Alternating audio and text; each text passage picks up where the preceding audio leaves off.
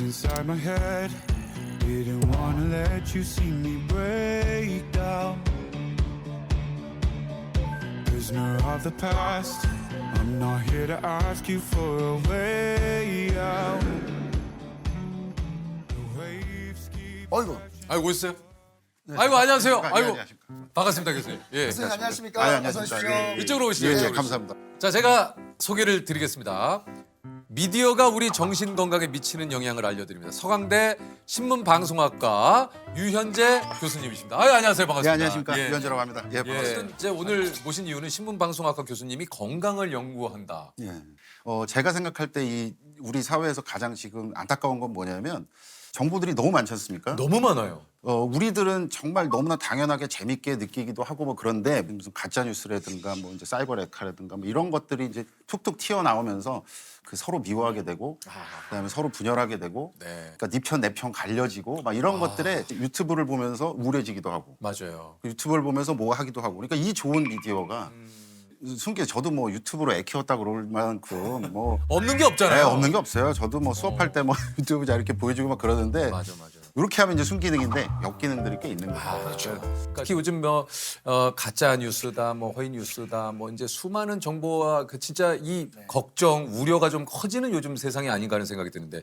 가짜 뉴스가 많이 퍼지고 이것 때문에 큰일 났다라고 얘기를 하잖아요. 제가 생각하기에 가장 큰 부작용은 뭐냐면 요만큼의 팩트가 있어요. 그럼 그걸 본인의 뇌피셜과 그다음에 뭔가 본인을 지지하는 어떤 듣고 싶은 말들 그걸 이렇게 섞으면 제일 위험한 게 저는 속는 뉴스라고 생각합니다. 속는 뉴스요. 섞어버리는 진실을 뉴스입니다. 넘어- 그러니까 아예 진실이 없는 게 아니라 있고. 그렇죠. 예. 그렇죠. 아하. 우리가 예전에 생각했던 뭐 유언비어라든가 가짜뉴스라든가 그런 거 생각해 보면 요만큼의 이게 뭔가 끄트머리가 있어요. 그러니까 그럴 법하다 뭐 이런 거 있지 않습니까? 그러면 그걸로 이렇게 해보면 제가 가장 싫어하는 속담 중에 하나인데 아니 땡 굴뚝에 연기 날까. 그런 얘기를 많이 하잖아요. 그렇지 않게 되는 거예요. 예. 근데 그 가짜 뉴스랑 속는 뉴스가 돈이 되는 시대가 돼버린 거예요. 맞아요. 이게 이제 클릭 수, 조회수 이것이 이제 결국은 수익으로 연결되지 않습니까? 그러다 보니 썸네일이라고 하죠. 정말 자극적으로 변했어요. 찌썸이라고도 많이 하잖아요. 대중들은 당연히 반응을 하죠. 일상에 바쁘니까. 그러면 그냥 자극적인 썸네일 보고 뭐 이러고 그리고 뭐 예를 들어서 그 뭐 썸네일이 이런 거 헤드라인에 뭐 연예인 부부 잘 사나 했더니 그런 거 많아요. 클릭을 하죠? 잘 산다. 15년째 잘 산다. 15년째. 뭐 어쩌라고 그러고 뭐 유명 정치 낮 12시에 뭐 하나 봤더니 밥 먹더라. 그것도 여의도에서. 아니 근데 그런 게 한두 개가 아니에요. 그러니까 문제는 그거죠. 그렇게 몰아가도 유튜버는 돈을 줘요. 유튜브는.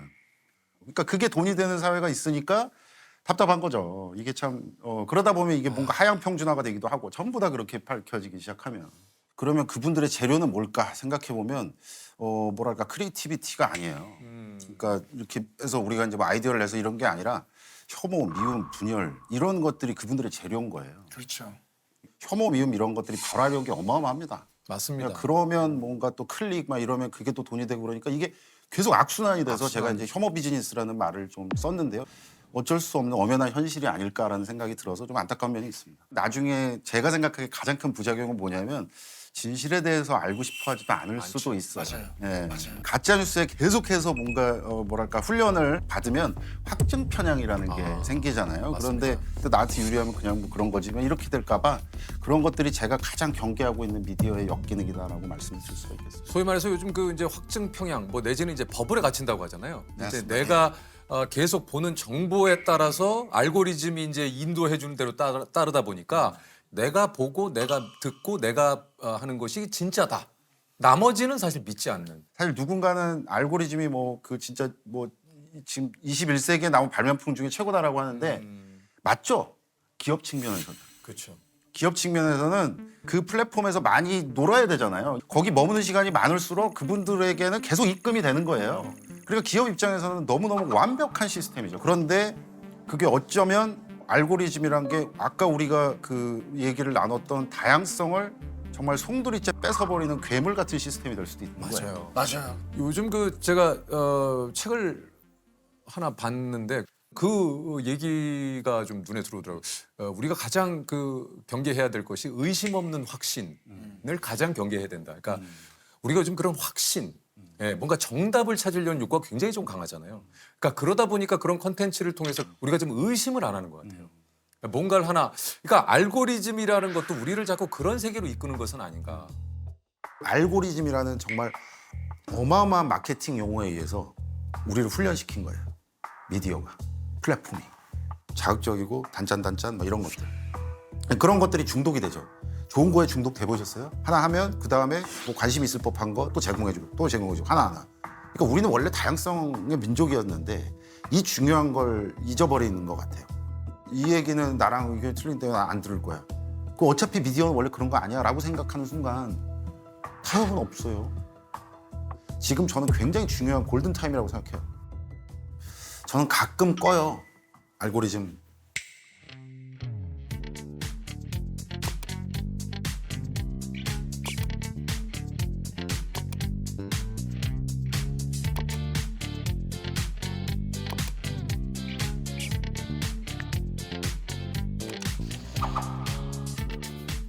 이런 또 좀 요즘 문제가 되는 것이 바로 그 이제 악플.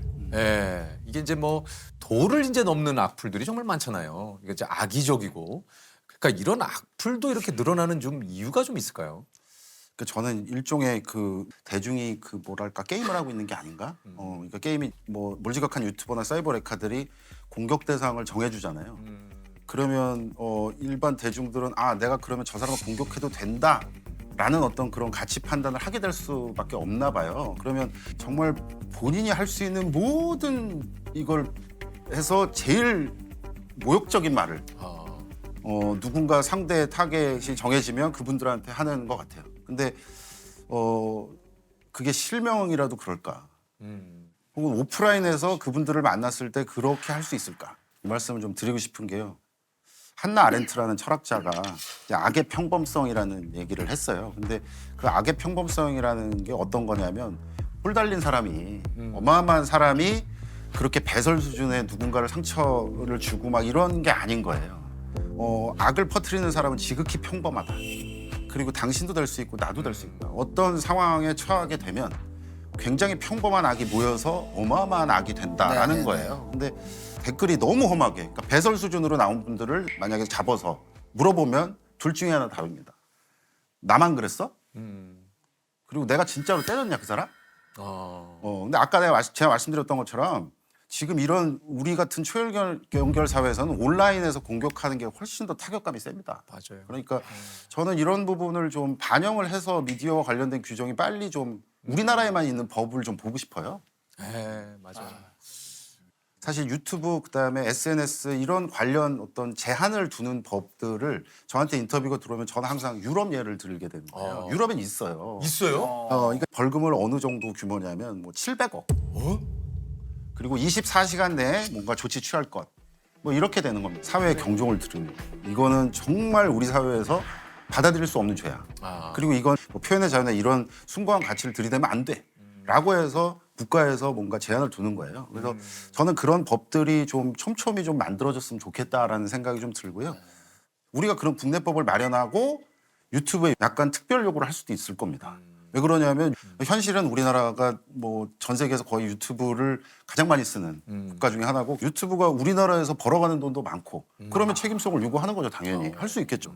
또 참 뭐 이런 얘기 어떨지 모르겠습니다. 저는 늘 얘기 드리면서 악플이 그걸 그냥 감내해야 된다고 생각하지 않아요. 좀 그런 안타까운 일이 생길 때도 그렇습니다만 그런 악플을 그냥 감내하고 그냥 당연히 받아들여야 되는 것으로 인식하는 것이 너무 슬프고 가슴이 아파요. 도대체 그 욕을 어떻게 감당을 해요? 맞아요. 그 자살 정구 증상으로서 오는 게 이제 무력감이거든요. 뭘 어떻게 해도 나는 안 될 것 같아요. 근데 그런 슬픔을 느끼면 정말 뭐 어떤 감정이 될지는 우리가 다 안타깝게 생각하잖아요. 예. 저는 유가족이에요. 그러니까 형이 친형이 이제 이제 극단적 선택을 했죠.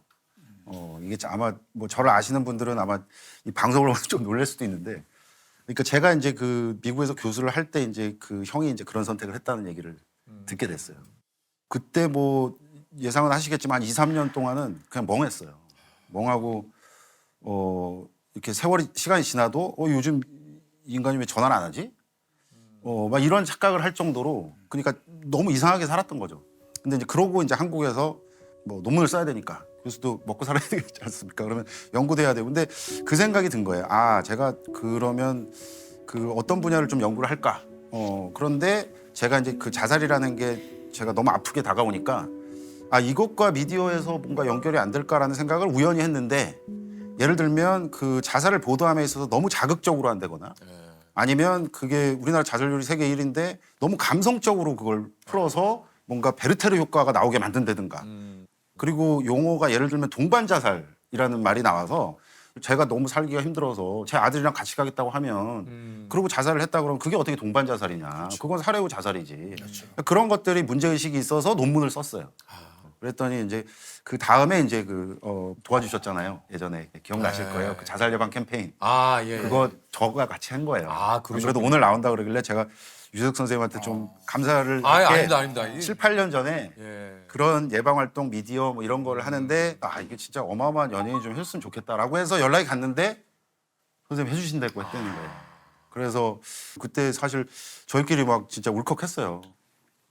얼마 전에도 그런 뭐 이 사건이 좀 있었지 않습니까? 그럼 연예인 자살하고 그러면 그래서 이제 그 우리 사회에는 사실 그 자살 뭐 콘텐츠 가이드라인 이런 것들도 마련을 해놓기는 해놨습니다. 작년에 보건복지부 그리고 현직 뭐 기자님들 변호사 이렇게 다 모여서 자살 예방 보도 준칙 4.0 이렇게 해서 예방을 넣었어요. 자살 사건이 벌어졌을 때 그렇게 자극적으로 막 해서 아이들이 쉽게 볼 수 있게 이렇게 흩뿌려 놓지 말자라는 게 첫 번째 겁니다. 그리고 또 하나는 원칙은 이제 도구나 방법을 밝히지 말자. 이거는 사실은 전통적인 거예요. 왜 그러냐면 그게 학습이 되거든요. 그다음에 또 하나가 유가족 보호합시다. 1년에 우리나라에서 자살을 하시는 분이 14,000명. 생각해보면 한 30몇 분마다 한 분씩 돌아가세요. 근데 그렇게 계산해 보잖아요. 유가족 많아요. 주변에. 근데 그분들한테 가서 인터뷰하고 그리고 망자가 남긴 유서 공개하고 그리고 계속 전화하고 그러니까 뭐 일부긴 합니다만은 사망이 벌어져도 놔주지 않아요. 왜 그러냐면 돈이 되니까. 치유는 안 돼요. 그 형 죽은 다음에 정말 계속해서 저도 모르게 핸드폰을 보면서 내가 먼저 전화해볼까? 막 이러면서 실제로 전화를 해보기도 하고 막 그랬죠. 그런데 그게 저만 그랬겠어요? 많은 유가족들이 그랬죠.